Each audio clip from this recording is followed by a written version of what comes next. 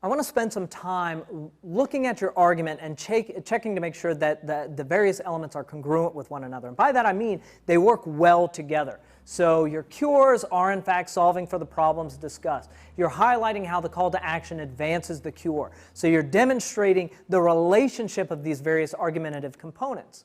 So I want to do this simply by looking at a couple of examples. So these are examples that I've run across, that I've helped people on, and I'll show just as one. There was an argument, a policy argument here in Washington State about taxing candy. So here in Washington, as there is the case at a lot of other places around the country, candy is framed as a food item. So candy isn't subjected to sales tax. So our state, like a lot of states, was in sort of financial dire straits, but also was able to make a principled argument for saying we should not classify candy as a food because it's candy and it's not a banana. So we shouldn't classify it as food, and so it should be subject to sales tax. So there was an argument for or against this. And so one of the arguments that I was working with someone on was they were arguing for the candy tax.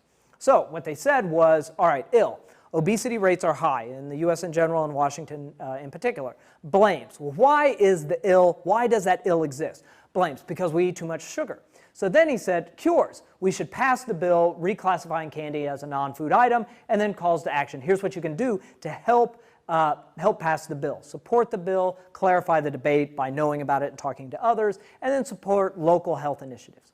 So this was the argument that I was presented with. So I take a look at that and I say, you know, the ills and the blame seem pretty disconnected from the cure. So obesity rates are high, that's fine. Blame, we eat too much sugar. The cure would be eat less sugar, not necessarily reclassify candy as a non-food item. So I took a swipe at it and I say, all right, let's redefine the ill here. Candy contributes to obesity, and obesity costs in Washington State are exceptionally high. So make it sort of a more local ill. Have the general ill and make a local ill. And then blames. Okay, well here's where I want to say one of the contributing factors to obesity, not the only reason, but one of the contributing factors is we currently classify candy as a food. Okay, so now I've made the blame something I can solve for. It's not we eat too much sugar. I can't solve for that in this speech, certainly in a policy speech. So I've made the blame something I can solve for. So therefore we need to pass the bill, and then talking about some other things under this in terms of generating money for other health programs. Then the calls to action remain the same. But I'm trying to bring that cure and that blame into alignment, into a congruency.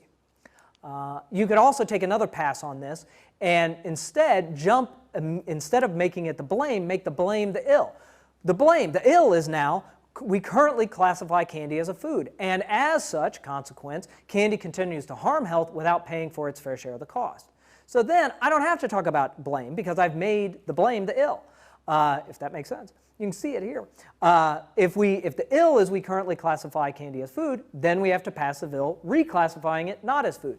Now I've got space, I can talk through consequences. Well, if we pass the bill, it'll generate money for health programs, and it can serve as some type of deterrent.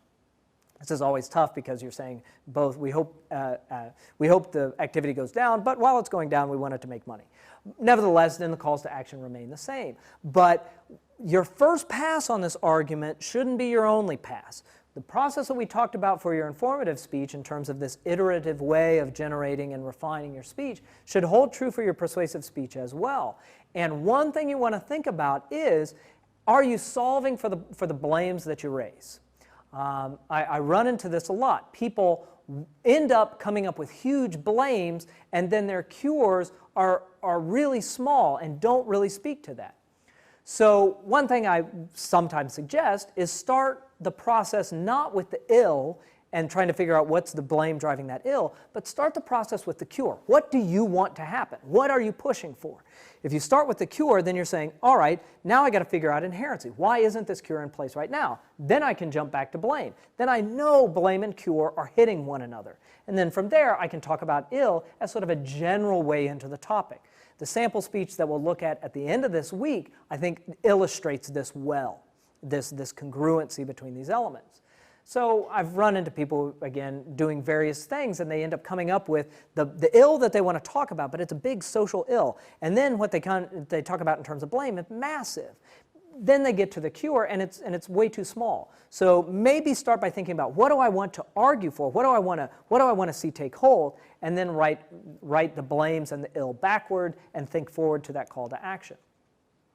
Because odds are this outline will serve as a backbone for probably a fairly manuscripted speech. What I'm going to ask you to do next week in terms of developing style is not going to be extemporaneous for the large measure. So you're going to need a basic outline to write style into, develop something that's oratorically moving.